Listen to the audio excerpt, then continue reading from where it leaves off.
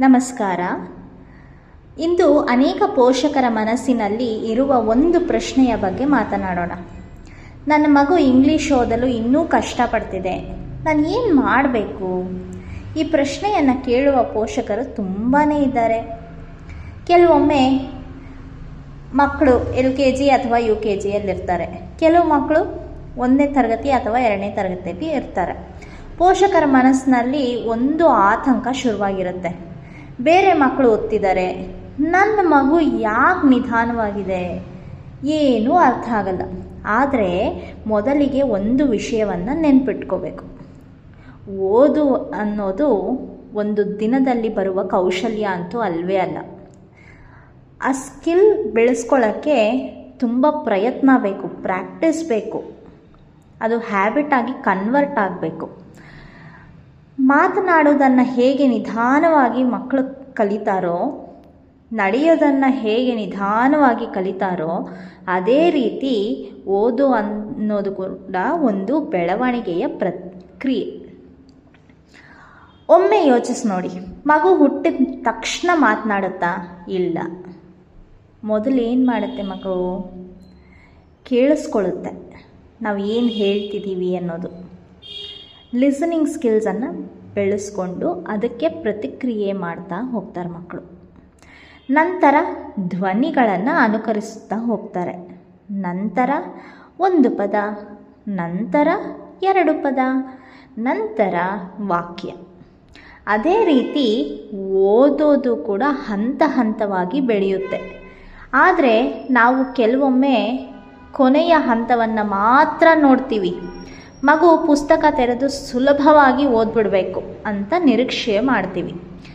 ಆದರೆ ಆ ಓದುವಿಕೆಯ ಹಿಂದೆ ಅನೇಕ ಸಣ್ಣ ಸಣ್ಣ ಕೌಶಲ್ಯಗಳಿರುತ್ತೆ. ಆ ಸ್ಕಿಲ್ಸ್ನ ಮಕ್ಕಳು ಬೆಳೆಸ್ಕೋಬೇಕು. ಅದಕ್ಕೆ ನಾವು ಸಹಕರಿಸಬೇಕು ಪೋಷಕರಾಗಿ. ಇಲ್ಲಿ ಒಂದು ಸಣ್ಣ ಉದಾಹರಣೆ ಹೇಳ್ತೀನಿ. ಒಬ್ಬ ತಾಯಿ ನನ್ನನ್ನು ಸಂಪರ್ಕಿಸಿದ್ರು. ಅವ್ರ ಮಗು ಅಕ್ಷರಗಳ ಗೊತ್ತಿದೆ, A to Z ಹೇಳಬಲ್ಲರು, ಸಣ್ಣ ಪದಗಳನ್ನು ಕೂಡ ಕೆಲವೊಮ್ಮೆ ಗುರುತಿಸಬಲ್ಲರು. ಆದರೆ ಪುಸ್ತಕ ಓದಲು ಹೇಳಿದ್ರೆ ಆಸಕ್ತಿ ತೋರಿಸಲ್ಲ. ತಾಯಿಗೆ ತುಂಬ ಚಿಂತೆ. ಇಷ್ಟು ಕಲಿಸಿದ್ದೀನಿ, ಇನ್ನೂ ಓದೋದ್ರಿಲ್ವಲ್ಲ, ಯಾಕೆ? ಸ್ವಲ್ಪ ದಿನ ಮಕ್ಕಳ ಜೊತೆ ನಾನು ಇದರ ಸಲುವಾಗಿ ಕೆಲಸ ಮಾಡಿದೆ. ಆಗ ಸಮಸ್ಯೆ ನನಗೆ ಅರ್ಥ ಆಗಿತ್ತು. ಇದು ಅಕ್ಷರಗಳಲ್ಲ, ಮಗುವಿಗೆ ಕತೆಗಳನ್ನು ಹೇಳುವ ಅನುಭವ ತುಂಬ ಕಡಿಮೆ ಇತ್ತು, ಪುಸ್ತಕಗಳ ಜೊತೆ ಸ್ನೇಹ ಕಡಿಮೆ ಇತ್ತು, ಭಾಷೆಯ ಅನುಭವ ಕಡಿಮೆ ಇತ್ತು. ಅಂದರೆ ಓದುವಿಕೆ ಅನ್ನೋದು ಅಡಿಪಾಯ ಇನ್ನೂ ಬಲವಾಗಬೇಕಾಗಿತ್ತು. ಇದನ್ನು ಮನೆ ಕಟ್ಟೋದಕ್ಕೆ ಹೋಲಿಸಬಹುದು. ಮನೆಯ ಮೇಲ್ಛಾವಣಿಯನ್ನು ನೋಡಿದರೆ ಚೆನ್ನಾಗಿ ಕಾಣುತ್ತೆ, ಆದರೆ ಅಡಿಪಾಯ ದುರ್ಬಲವಾಗಿದ್ದರೆ ಮನೆ ಗಟ್ಟಿಯಾಗಿರುತ್ತಾ? ಇಲ್ಲ ಅಲ್ವಾ? ಓದುವಿಕೆಯಲ್ಲೂ ಅದೇ ಸತ್ಯ. ಈಗ ಒಂದು ಪ್ರಶ್ನೆ, ನಿಮ್ಮ ಮಗುವಿನ ಜೊತೆ ನೀವು ಪ್ರತಿದಿನ ಎಷ್ಟು ಸಮಯವನ್ನು ಮಕ್ಕಳಿಗಾಗಿ ಇಡ್ತಾ ಇದ್ದೀರಾ? ಕತೆ ಹೇಳ್ತಿದ್ದೀರಾ? ಚಿತ್ರಗಳನ್ನು ತೋರಿಸಿ ಚರ್ಚೆ ಮಾಡ್ತಿದ್ದೀರಾ? ಒಟ್ಟಿಗೆ ಪುಸ್ತಕ ನೋಡ್ತಿದ್ದೀರಾ? ಇವು ಸಣ್ಣ ಚಟುವಟಿಕೆ ಅಂತ ಅನಿಸುತ್ತೆ, ಚಿಕ್ಕ ಚಿಕ್ಕ ಆ್ಯಕ್ಟಿವಿಟೀಸ್ ಅಂತಲೇ ಅನಿಸುತ್ತೆ. ಆದರೆ ಇದೇ ಚಟುವಟಿಕೆಗಳು ಭಾಷಾ ಬೆಳವಣಿಗೆಯನ್ನು ಬಲಪಡಿಸುತ್ತೆ.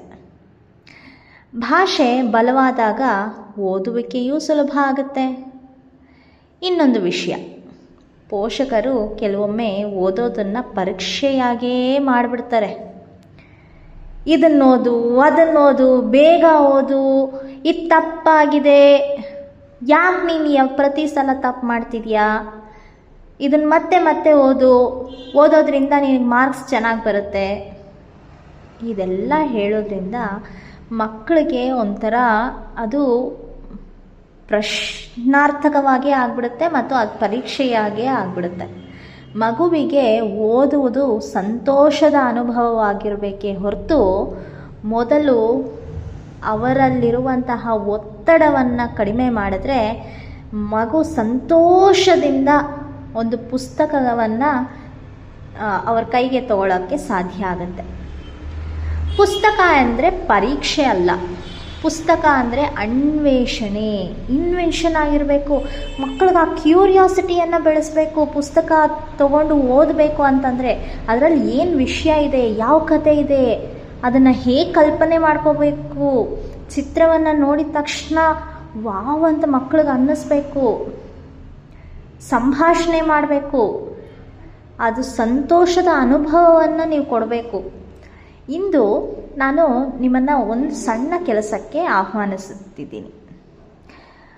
ಮುಂದಿನ 7 ದಿನಗಳ ಕಾಲ ಪ್ರತಿದಿನ 10 ನಿಮಿಷಗಳ ಕಾಲ ನಿಮ್ಮ ಮಗುವಿನ ಜೊತೆ ಕುಳಿತುಕೊಳ್ಳಿ. ಪುಸ್ತಕ ಓದಲು ಒತ್ತಾಯ ಮಾಡಬೇಡಿ. ಪುಸ್ತಕ ನೋಡಿ, ಮಾತಾಡಿ, ಚಿತ್ರವನ್ನು ತೋರಿಸಿ, ಅದ್ರ ಬಗ್ಗೆ ಪ್ರಶ್ನೆ ಕೇಳಿ, ಕತೆ ಹೇಳಿ, ಅವರಿಂದ ಕತೆ ಹೇಳಿಸಿ, ನೀವು ಅದನ್ನು ಕೇಳಿ, ಮಗು ಹೇಳೋದನ್ನು ಆಲಿಸಿ. ನಂತರ 1 ವಾರದ ನಂತರ ಬದಲಾವಣೆಯನ್ನು ಗಮನಿಸಿ. ಕೆಲವೊಮ್ಮೆ ಮಕ್ಕಳಿಗೆ ಹೆಚ್ಚು ಪಾಠಗಳಿಗಿಂತ ಹೆಚ್ಚು ಸಂಪರ್ಕ ಬೇಕಿರುತ್ತೆ, ಹೆಚ್ಚು ವರ್ಕ್ಶೀಟ್ಗಳಿಗಿಂತ ಹೆಚ್ಚು ಸಂಭಾಷಣೆ ಬೇಕಿರುತ್ತೆ, ಹೆಚ್ಚು ಒತ್ತಡಕ್ಕಿಂತ ಹೆಚ್ಚು ಪ್ರೋತ್ಸಾಹ ಬೇಕಿರುತ್ತೆ. ಪ್ರತಿಯೊಂದು ಮಗುವಿಗೂ ಕಲಿಯುವ ಸಾಮರ್ಥ್ಯ ಇದೆ, ಪ್ರತಿಯೊಂದು ಮಗುವಿಗೂ ಬೆಳೆಯುವ ಸಾಮರ್ಥ್ಯ ಇದೆ. ನಾವು ಮಾಡಬೇಕಾಗಿರ್ತಕ್ಕಂತಹದ್ದು ಮಕ್ಕಳ ಓದುವಿಕೆಯಲ್ಲಿ ಅಡಿಪಾಯವನ್ನು ಬಲಪಡಿಸಬೇಕು. ಮುಂದಿನ ಸಂಚಿಕೆಯಲ್ಲಿ ಮಕ್ಕಳಲ್ಲಿ ಓದುವ ಆಸಕ್ತಿಯನ್ನು ಬೆಳೆಸಲು ಮನೆಯಲ್ಲೇ ಮಾಡಬಹುದಾದ ಸರಳ ಚಟುವಟಿಕೆಗಳ ಬಗ್ಗೆ ಮಾತನಾಡೋಣ. ಧನ್ಯವಾದಗಳು.